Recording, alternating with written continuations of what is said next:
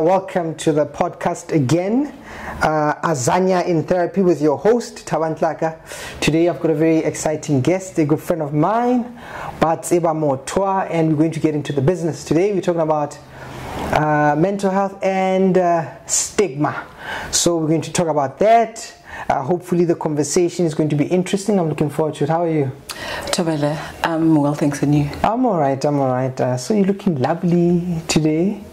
Yeah, I think we're talking deep stuff. So you're talking deep stuff. Yeah. But you said something interesting. You said that every day you dress up to go to work because life is too short, right? And I maybe do you want to say a little bit more about that, You know what, I think, dressing up is an expression, it's an art, yet I think, we always talking to patients who might be depressed, who might not be in a good space, and going in there, it's also a form of inspiration as well. So it's like I'm kind of like sharing something, a bit of art, a bit of inspiration, a bit of,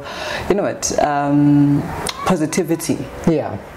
So I think you are touching on living a full life, right? It's not just showing up at work, but you are fully showing up at work. And I think it's something. It's nice that you said it. It made me think about just being present. You do everything to your best when you can. When you have the energy, if you can dress up, you dress up. If you can make your space neat, you make your space neat. When you want to do things, you do them to the best of your abilities. I think that helps the mind settle. So today we are discussing mental health and stigma, right? And I suppose before we even get into the topic, so a little bit about you, for people who don't know you, how do you normally introduce yourself? And just a little bit about yourself. Oh, well, okay, I am Baatseba Mothoa. Thank you for the intro. I think work-wise, I'm a clinical psychologist, but I think as a person, I'm just, a person who's really passionate, with life, connecting with people, different people. And I think, I think like a down-to-earth kind of connection, I'm looking for authentic connection in every space. So I think that is really me, and I think work-wise, I'm in private practice at the moment. I have worked in the public sector, in the clinics, and I've worked at hospitals, so I've kind of like had a bit of a mix, tertiary rehab, physical rehab, and then I've been, primary health care. So it really helped, and a bit of lecturing with SMU. So it was a good experience, working with, dental student, up and coming doctors, and so that is more or less my involvement. And I'm practicing yoga. So I'm also incorporating, the philosophy, spirituality, and what I'm doing. And I think it's also good for my own, well-being and wellness. So I suppose we've got as I said, I wanted to talk to you because I thought you're such an interesting person, and so as you describe the private work, you've been in different contexts, right? So maybe it will help us then. Maybe let's just get into it. What do you think people in South Africa think about mental health and stigma? I think I'm not even sure if they look at them, as separate things or as one thing, because interesting enough, I just had a conversation with a very close relative of mine, and I was sharing something, and loosely, and it's like, I think you're really losing your mind, and I think, in our language, wagafa, is used loosely, but we know that, the impact it has. When you hear mental illness, it's wagafa, it's not that it's a condition like any other condition that needs, attention by practitioners in the field. So I think at the moment we have those people who kind of are aware of what mental, illness is, what mental health issues are all about, and we have people who, when they hear mental illness and they think of somebody who is struggling, with their mental health, they thinking, it's somebody who has, acute, illness, where they have actually been, more psychotic, they are disorganized, they're dangerous. So that's what really is out there at the moment. When you think of someone, you're thinking, the extreme cases. Yeah, I find that people generally think psychosis. You know, you see mental health. Yeah, I can have, you know, I'm not crazy, as the people would say, you know, and so I suppose that's where people are. People tend to think. You see a mental health practitioner, a psychologist, when you are crazy, right? Do you also find that people come to you when the situation is, for lack of a better word, bad, or when they could have come earlier? Do you find that? Yeah, I mean, most of the people, by the time they come, you know, you can see that they've really deteriorated. Either they've brought themselves in, or somebody else has actually referred them or recommended, you know, for them to see someone. I mean, there are cases where, you know, you find someone saying, listen, we're gonna bring this person there, but we're not sure if we force them to come through, because at this moment they've locked themselves up, or there's a lot of things that they've neglected, and we are worried. So they even ask for strategies of how to bring in the person. You know, so so those are the extreme cases that we usually see. So I'm not sure if it's also a community thing, or also we also have a long way to go in terms of building more of an awareness and also being more proactive, because we're sitting there and we're practitioners, clinicians, because we're clinical psychologists. I mean, even if you check our scope of practice, we're supposed to be dealing with pathology, right? So I think that is why also cases people come in, you know, when they're already on you know, the other side. So I suppose they come at that point. Maybe the other question I should have asked you is, I don't know, have you had the experience of you know, or where people say things like black people don't do therapy, you pray, you talk to yourself, what do you think about that? What do you think about that? Yeah, it's white people's diseases, right? White people's and I think at some point, I remember in my training, right? So me and my colleague were looking at each other, you know, and one of our colleagues who happened to be white, you know, was sharing her history, and we looked at each other, and after class we were like, really, I think our parents were right. This really is this really is a white person's, you know, disease. But it's because when they were sharing, you know, they had the insight and awareness of how, you know, you can actually have a, you know, genetic predisposition, you know, by being related to a person with that kind of illness, you could actually be vulnerable, you know, to that. And we could see, you know, in terms of the history given that, you know, this person has been sick, and making those links. So but I think later on we just decided, you know what, we were really biased. I also find it interesting, especially when we say, you know, white people this, white people that. For example, we just had Africa Heritage Day, right? And we all put on our African prints and all that. So when this was coming up, I was having a conversation with my mother. And so she says, so we're talking about, you know, Africa Day, Heritage Day, what people cook and what we term or consider as African cuisine, right? And I was saying, but sometimes to me it seems as if the stuff we call African food is like stuff you associate with poverty. I have another friend who says, I don't eat food that I associate with poverty.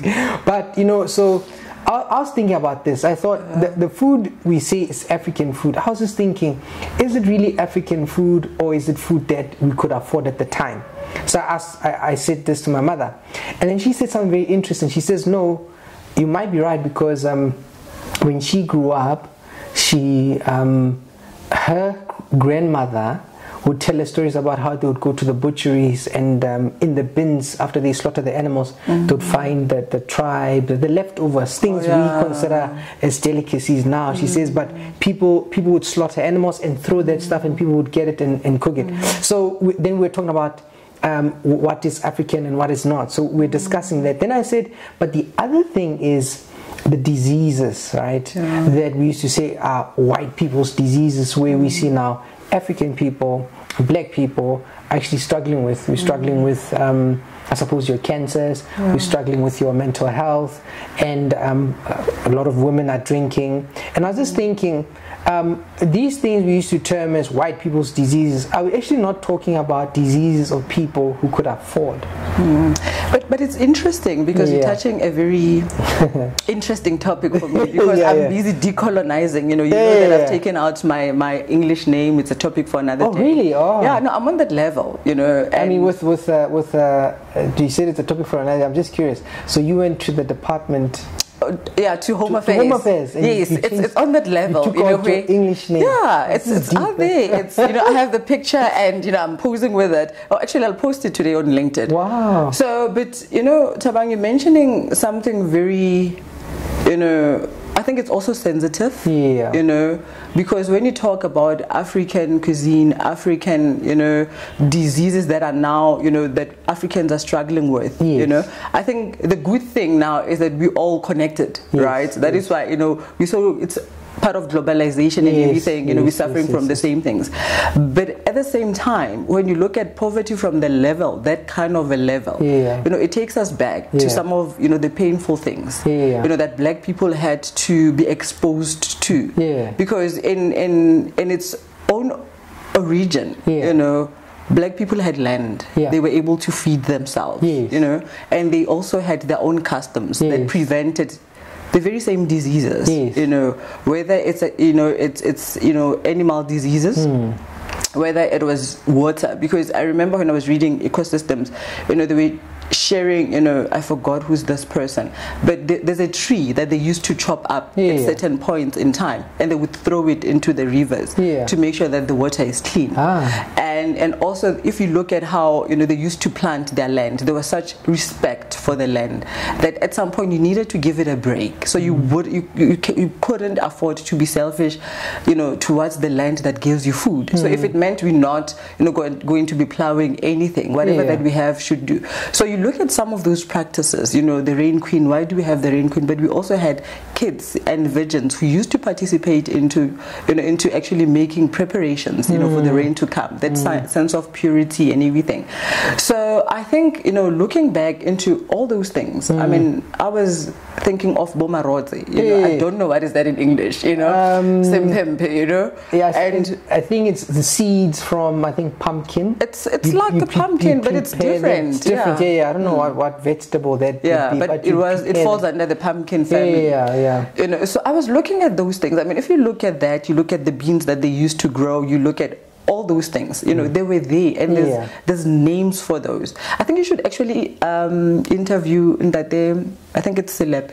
Oh my goodness, he's a historian, but he's also really good with languages. Let's talk to him and get him, you know. Oh my goodness. Because those are the things I am telling you. When he spoke about African time, it was so beautiful. You know, and how, remember, we have 13 months in African calendar, and you know, Ngwanatsele, it's November, but the reason it's Ngwanatsele, it's because and they were referring to that season of mushrooms, and I was like, oh, so there were mushrooms in, you know, at that time. So you look at Bofirikong, you know, what it means, it's linked to that. So I think there's a lot of things that were good, you know, from that African perspective that was never preserved, and maybe with, you know, being removed from our own land. I mean, you leaving your land with all these resources, and you're going somewhere where you cannot, you know, grow food, you cannot do this and whatever, and they take away your, you know, people, your husbands, to go and work somewhere, and you left there to look out for yourself in a land that you cannot even grow anything. So Thabang, don't get me started. I actually that's what I would like. You know, I think the conversation went in a different direction, but I like this. I like, because I think these are the things we are supposed to be talking about, right? Because we're talking about diseases, and now it's making this point that, you know, we are associating whether black people, African people seek this kind of help, and you now like unpacking it a bit further, that part of what we are struggling with is because there was a way we used to live that actually kept us healthy. Now we live in this world becoming more and more I suppose, you know, comfortable in some aspects, but you know, difficult in other areas where we find people are struggling, and you are sort of taking me back, challenging me to think a little bit about, you know, how we think about, I suppose, disease and how we used to prevent it. So I like where you took it, you know. So and I think also to bring it also closer to mental, health issues doesn't mean we never had them. We did not. It's how it was, defined and how it was treated in those days, and I think a typical example that I usually give is with, when we have to diagnose depression, we always check, it shouldn't be as a result of grief, because we understand that, after a death you will, exhibit similar symptoms to depression, right?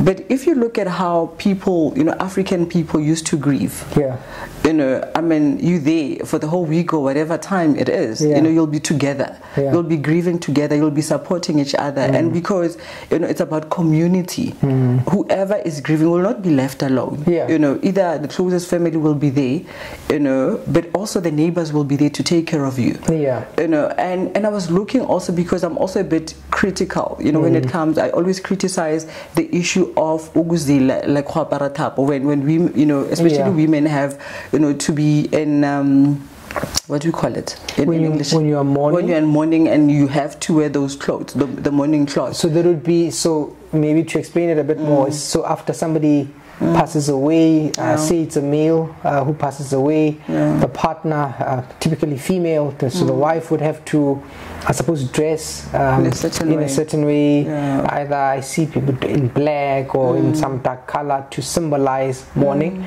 But you're talking about, is it necklace? I've seen the red and the white. No, the actual wearing of the cloth, right? So remember, there's also, it's not, I think in the olden days it used to work. Because you have all these things that you need to observe throughout the day and everything. So now in a more I think in an urban world, to observe those things. How do you go to the company? Yes, with his uniform. Around 12 o'clock, you need to be seated. You shouldn't be giving people things. They can't take things from your hands. You understand those kind of things. You cannot touch this and that. So, but I think in that context, it used to make sense, because I felt it was quite oppressive. But I was like, okay, this person would have been supported. They would have cooked for them. They would have done this and that. So fast forwarded to today. We're there together. And on Saturday, if the burial is on Saturday or Wednesday, because now with COVID, it has changed a lot of things. Everybody leaves you. You are all alone. You've been surrounded. Then what happens? This is a moment where you find yourself alone, grieving and, going through all of this.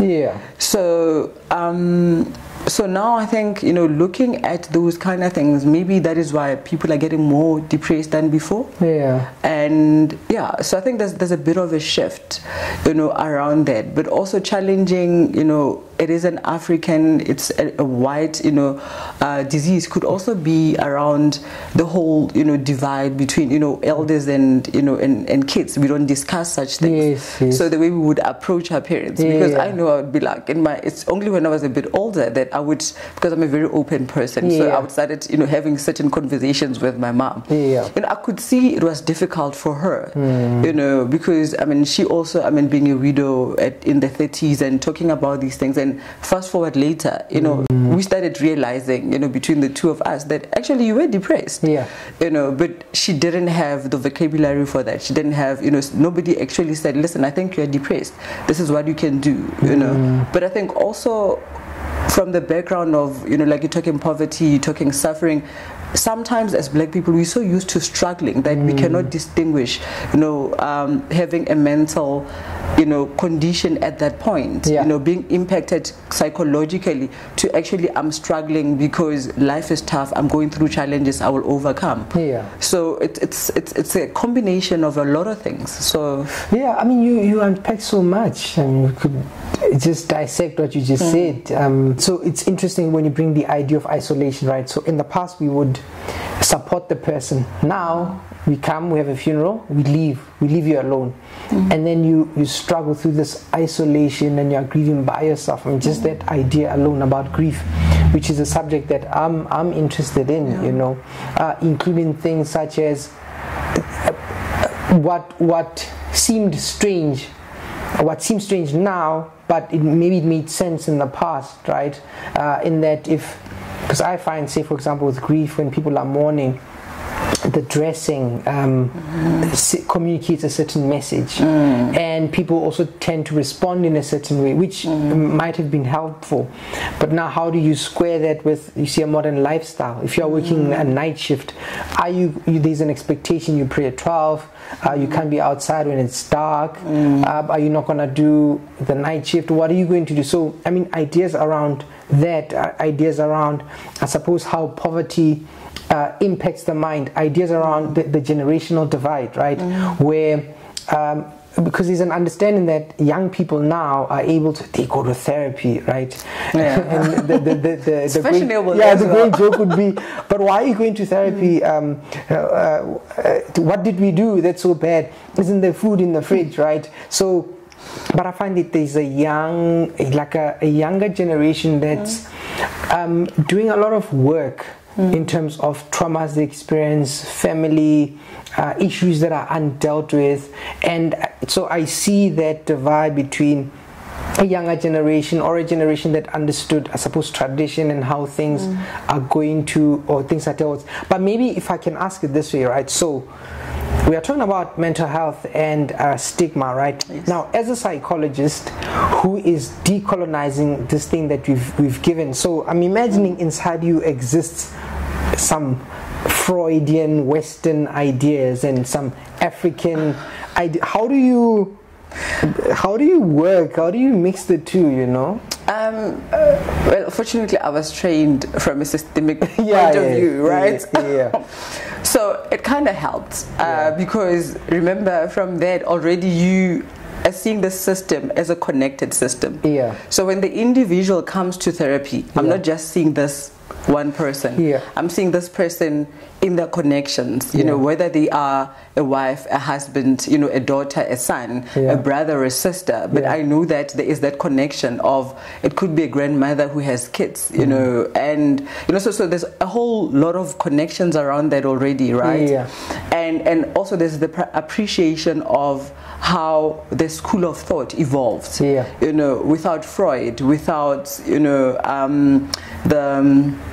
the behaviorism, you know, school of thought, without, you know, even, you know, biology itself and anthropology and a whole lot of, you know, scientific school of thoughts or social sciences that were there. You know, I know that I wouldn't have been sitting in that class, you know, of systemic, you know, centered thinking. And taking it a bit further was, you know what, since there's a way of thinking, and I mean, we're practicing psychology in an African context, then we have to appreciate that, you know, Africans had a way of thinking. They had a way of understanding what knowledge is. They had a way of what truth is, and also to appreciate the spirituality that comes with that. So then as I go in, you know, there's all these things that I bring in as well that I also look into, because I'm also part of I think I'm privileged to be a South African where, you know, diversity is something that we appreciate and everybody fought for. And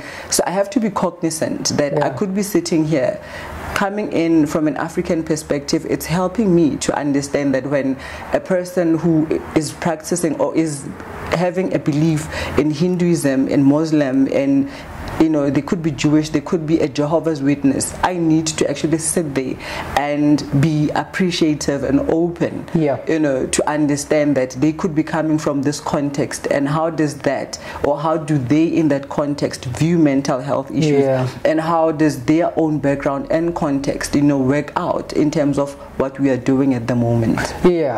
So I like that. I mean, so I like what you're saying, because I mean, I suppose we are richer for it. We live in a space where you know, people believe in diverse ideas, and somehow we have to make that work, right? And you say, fortunately, you are trained in systems, so because then you are able to incorporate the individual with their context and the person's life, right? And I've heard you somewhere in another context say, sometimes when people, when you talk about their family, you'll say, or if they say whose family, you would say it depends who you consider as family. I thought that was powerful, because very often when you are working with a person, you feel that other other people need to be here, you know, other people need to be involved in this conversations because we are dealing with you, but you're connected with this system, right? Yeah, it is quite interesting because I mean, we know the reason people come to therapy. Sometimes that same family is impacting on them, right? Yeah. So I don't want to be sitting there thinking it's their family of origin. Yeah. You know, it's that nuclear family. Yeah. You know, this person could have been raised by some, you know, distant relative, you know, in the Western context, right? But to this person, that is the mother and the father. So you can imagine also the double blow or the double loss the person will experience if that aunt who happened to be a mother to this person dies. You know, then the mother has died. And when the biological mother dies, you know, it's like you've lost parents twice. The one who was there and the one who could have been absent. And you're sitting there with a lot of, you have to kind of like, you know, balance this. Perhaps there's the resentment, there's the regret, you know, for this one who has never been, you know, the longing of it could have been this way, but it wasn't. So it becomes quite, you know, complex. But then that is why we come in and say, you know, which family, you know, are you referring to? And now it could be complicated. You know, the person is married. Now, you know, your husband's wife's family is your family, and they're saying you must pay for Malume's funeral. And, you know, and I mean, you are the psychologist. We see you on TV, Thabang, so you're gonna carry the bill, you know. So these are some of the things that sit there, you know.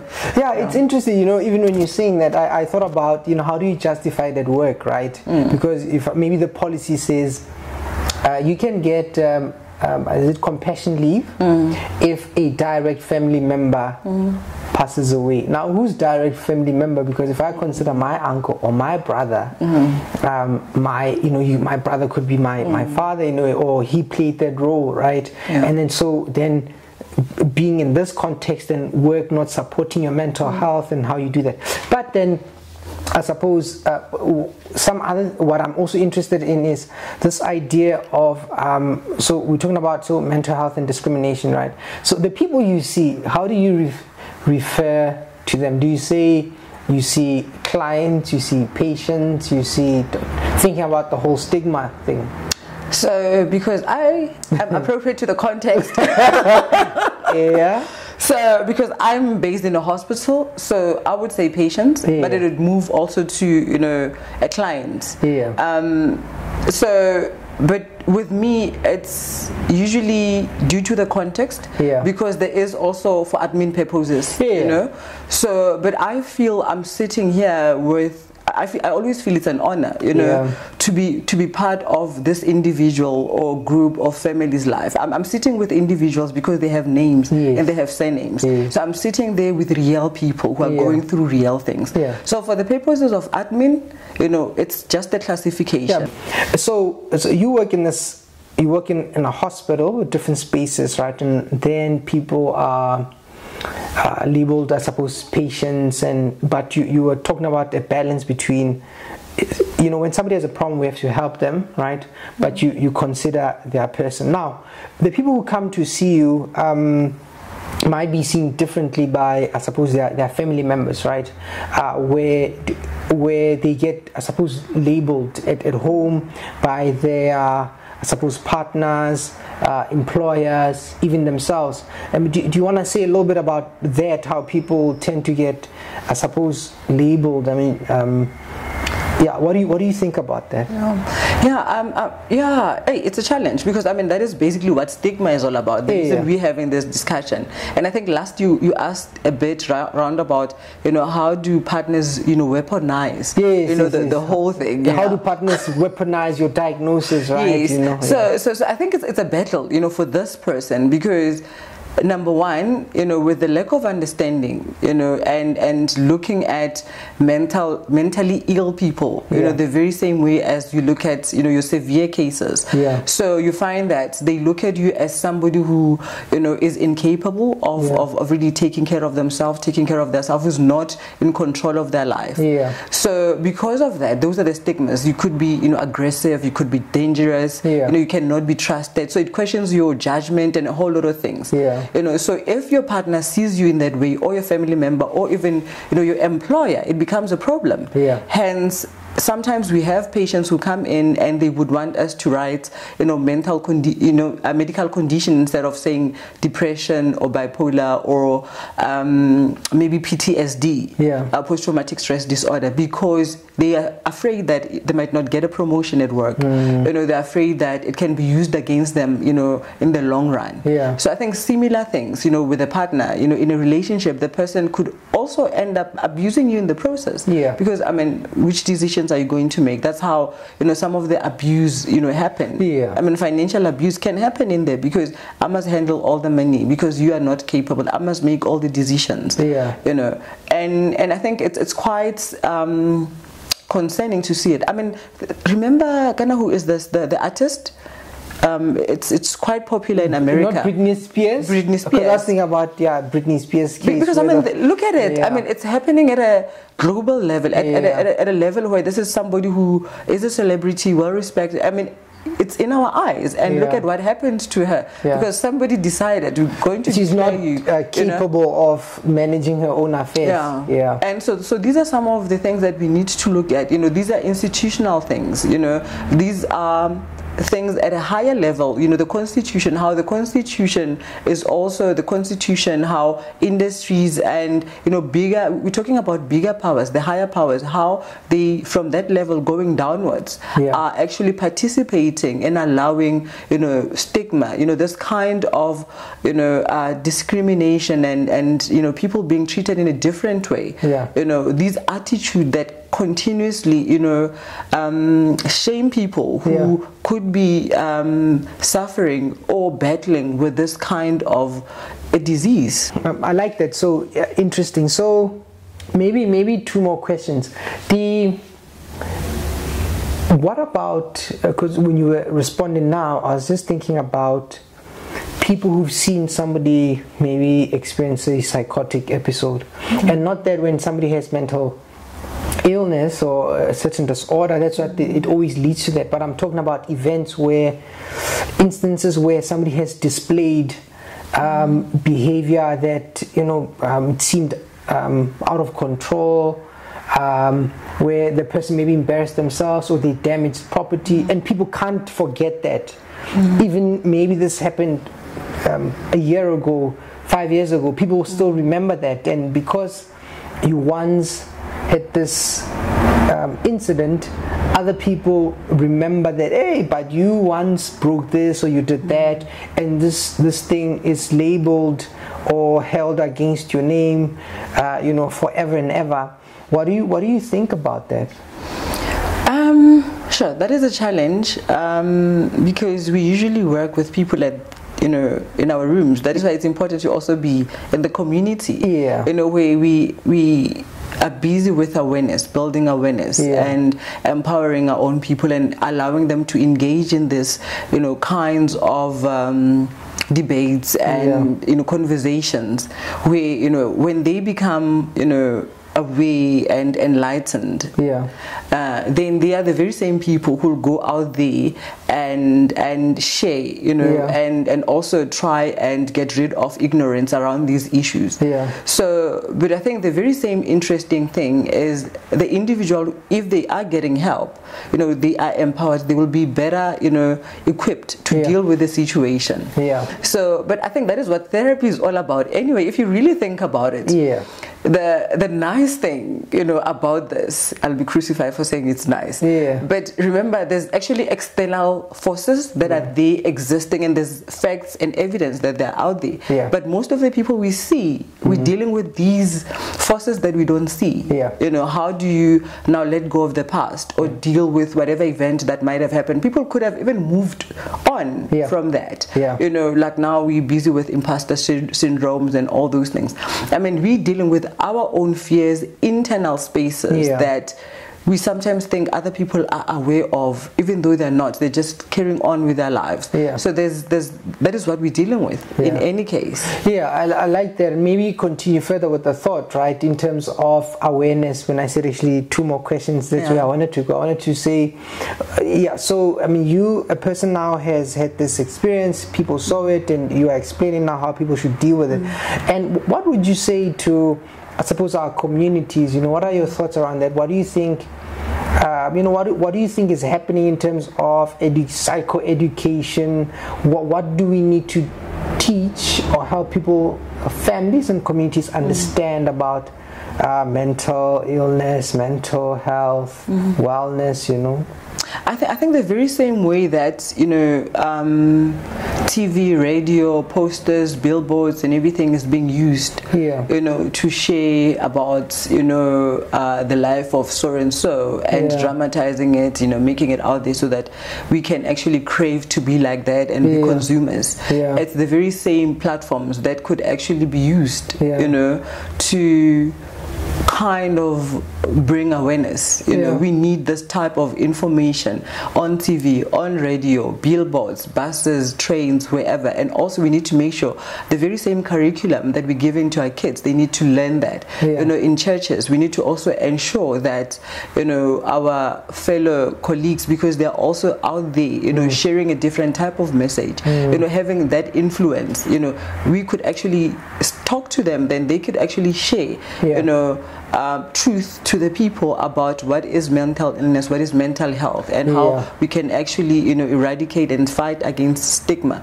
So we need to go to the very same places. I mean, if an alcohol bottle is written there, smoke kills or drinking is not good for you, we can also incorporate other things there. I mean, we know we consume a lot of alcohol. So Shebeen's messages must be sent there.